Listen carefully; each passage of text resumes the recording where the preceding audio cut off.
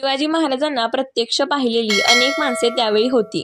पाश्चिमात्यात Henry ऑक्झेंडन, निकालो मनुची, थेओडॉट उस्टिक इत्यादी, तर भारतीयात परमानंद आणि परकलदास इत्यादी.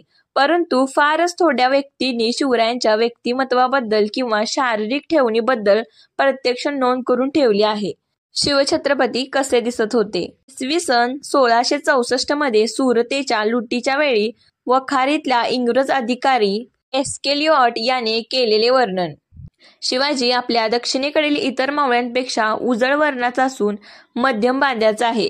त्याची मान व खांद्याचा भाग पुढे झुकलेला दिसतो, परंतु शरीर मात्र अत्यंत प्रमाणबद्ध आहे. कोणतीही गोष्ट नजरेत तत्काळ पकडणारी भेदक दूरदृष्टी हे त्याचे खास लक्षणीय वैशिष्ट्य आहे.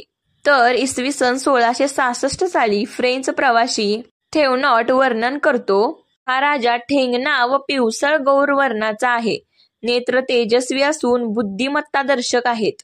तो दिवसातून फक्त एकदाच भोजन करतो आणि तरीही त्याची प्रकृती उत्तम आहे.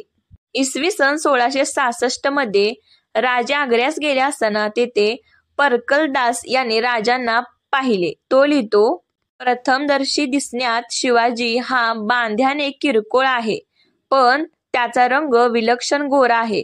त्याचे राष्ट्रेज असे की कोणीही त्याला पाहिले की आपोआपच वाटावे की हा राजाच असणार. त्याची हिंमत आणि मर्दुमकी पाहिली की हा बुलंद हिमतीचा मर्द माणूस असला पाहिजे असे वाटू लागले. शिवाजीला दाढी आहे.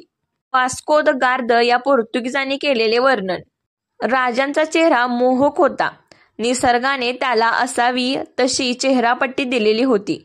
विशेषतः त्याचे गोळेभोर व विलक्षण नेत्र एवढे तेजस्वी होते जणू त्यातून अग्निस्फुलिंग बाहेर पडत आहे.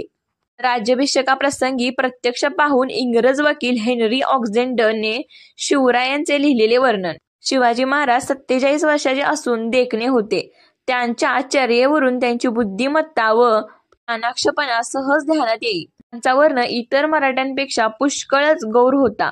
त्यांची दृष्टी तीक्ष्ण असून नाक सरळ आणि बाकदार होते. त्यांच्या दाढीस निमुळतेपणा असून मिशी बारीक आणि विरळ होती. त्यांचे बोलणे निश्चयात्मक आणि स्पष्ट व जलद होते.